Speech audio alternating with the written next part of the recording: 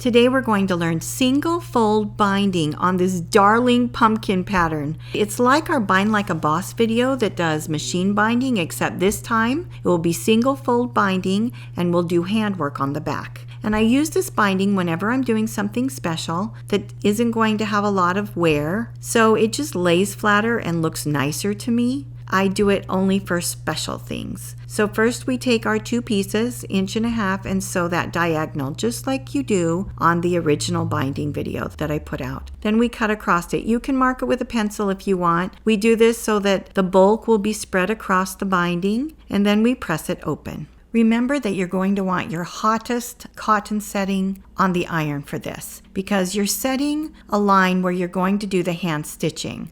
I don't measure. I just try to go for about 1/4 inch. If it's a little bit more, it's not going to matter, because at 1.5 inch, there's just a little leeway. So you press one edge up, and that will be our stitching line that we do by hand, and then I get it ready and put it on my shoulder, ready to bind.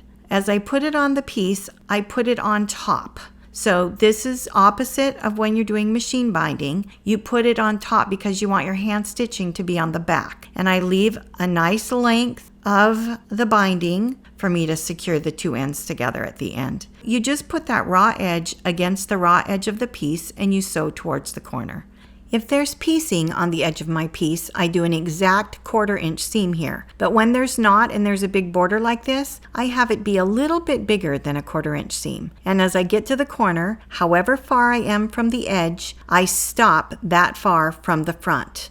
So I want to stop exactly the best I can figure out at the corner piece inside. So there's a measure to the side and to the front that is exactly the same. And that's the trick to having a really nice corner. I carefully decide where that is, then I lift my needle, you turn it so that line goes straight across, and then you fold it back. Exactly like we did in our other video. It's just that the fabric is folded differently. There's a little fold at the top. You turn it and start sewing straight onto it again.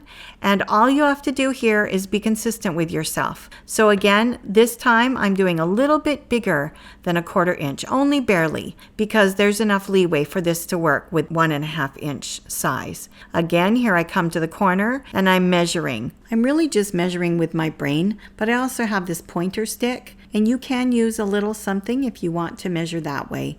So whatever makes you happy, close enough is close enough. Don't fret. It'll work out. You'll just get really good at this as you do it more and more. Straight across, fold back, get it corner to corner exactly to the edge as best you can, and flip that corner around and start sewing again. And I'm just using my little pointer to show you stuff. I don't actually keep it out when I'm doing it without you. So you can just do it with your brain and your sewing machine, and you keep going. Every corner is really the same. As you practice this, once you get this down, the rest is simple.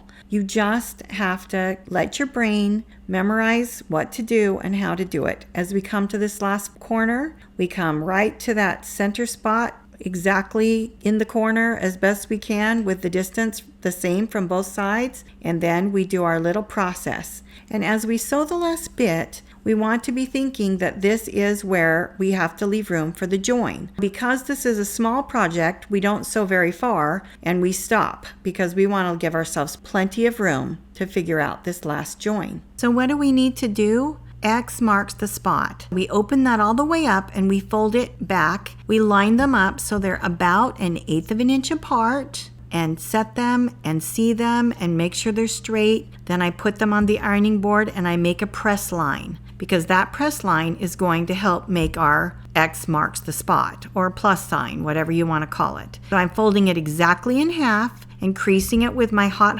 iron so that we can make our mark. And there it is right there. It's kind of hard to see in this fabric, but you can see it if you look close. Now I need to put the magic pin in to make it so we're not fighting with our fabric. Make sure nothing's twisted, and we line up those 2 marks just like we did when we did our Bind Like a Boss video. And that's where we're going to sew with the 2 short edges, and it will match up exactly. So I'm doing it here at the sewing machine, which is where I really do it. There is our X, or our plus sign. We line up this exact center to the center of the one laid out, flip it and we sew diagonally. Again, I just gauge with my eye and go as straight as I can, and it works out. So there we are. Check it before you cut it so you don't cry. Yep, it's great. Trim it. And we're ready to sew the rest of the binding on. With this one, because it's so small, I just finger press it open. You want to have it open so that there's less bulk. And then you sew. And you just continue to sew from where you stopped, across where you just joined it, all the way to your other stitching line where you started. And then half of your binding is ready on your quilt. I want to put that pressing line back right where it was where I sewed it together. So I'm doing that with my hot iron right now because the press line is where we're going to put our needle for the handwork. This is now the fun part. We get to do some hand binding.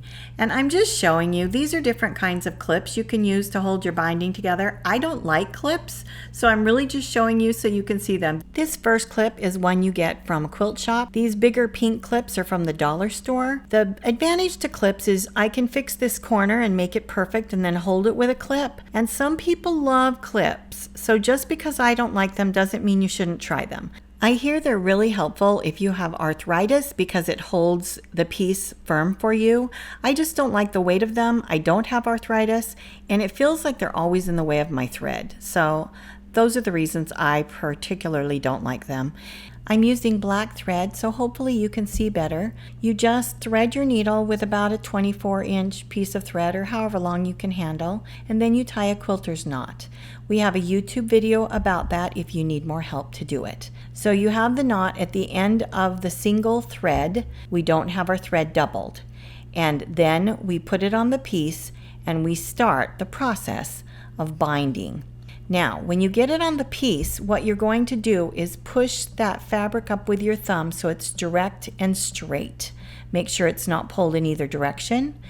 You put the thread through the piece with the batting, and you want to feel that it's going between the stitches and isn't coming out the other side. It's right there. You put the needle down maybe one thread length behind it. You go through the main piece, up into the binding, just a little bit, then you drift down into the piece again, come up through the binding, and I do 2 stitches like that, down, up, and after I've gone down, up, and I'm feeling it with my fingers on the other side to make sure it's going through the middle of that, I can check, no needle, no thread, nothing will show, so I know that I'm safe. And the more you do this, the more you get muscle memory to do it. With this stitch, your binding is invisible. I'm using black thread and I'm going to be able to leave it in because no one will ever be able to see that it's black thread. Normally I would match the thread and maybe do cream, but it isn't going to matter. When you get good at this, it just works. You fold your corner, you carefully make it as nice as you can by folding it and turning it, just like we did in the Bind Like a Boss video. It works exactly the same. And then I start taking 1 stitch, and I do 1 stitch as I near the corner, because securing the corner is a big deal. So you'll see that I secure the side opposite, and then I go back and grab the side I was on, and then I go down. Because in the world of quilts, sometimes judges check if the corner is stitched down, so I always just stitch my corner down by habit now. You don't have to, but if you want to, it's a simple thing to do. You just go over, grab that, secure it, and then on you go. And you just keep binding and binding. This is a really peaceful, zen thing to do after you get some muscle memory and you're good at it. And when it's time to tie off, this is how we do it. I just tie a loop knot, loop knot, loop knot 3 times to secure it. And then because I want to make extra secure that my binding never falls out, I just travel and I'm in the bottom where it's never going to show about 1 inch, and then I do it again and tie another knot. If you need help with this, just look online and you'll find knot tying help, or just practice a little. You can see I'm making a loop and holding it with my fingernail and then pulling, and I just do that 3 times in the same place. When it's time to put the new thread on, I do it just like we did before, except that I just travel over to where I stopped. You travel over to where you stopped and you get your needle there, and then you continue on as before. Before I show you how to complete your binding and tie off, we want to thank you for being subscribers, for leaving wonderful comments. We so appreciate the kindness and goodness of the group of people who quilt with us and spend time with us on YouTube. So here we are at the very end, and I'm taking little tiny stitches to come to exactly where we started.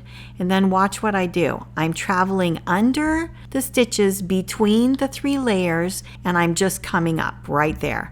Now I tie what looks like a French knot. I wrap the thread 3 times, and then I make sure I go exactly back in the hole that the thread came up in, which is tricky to do, but you can.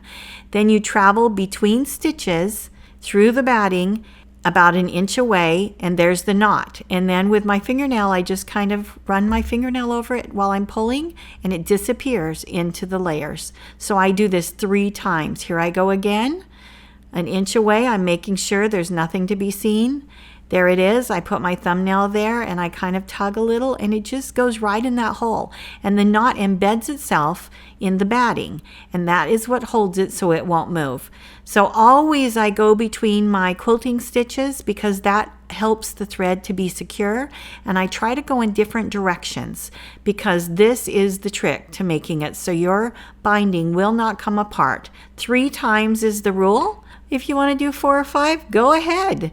It doesn't matter. You just want to secure some knots in and keep traveling, and then you trim it off, and ta-da, your beautiful quilt is ready. And just so you know, we have the pattern for this wonderful pumpkin quilt in our shop. It is so beautiful. You can applique the leaf or make it without the leaf, and it will be beautiful for your fall table.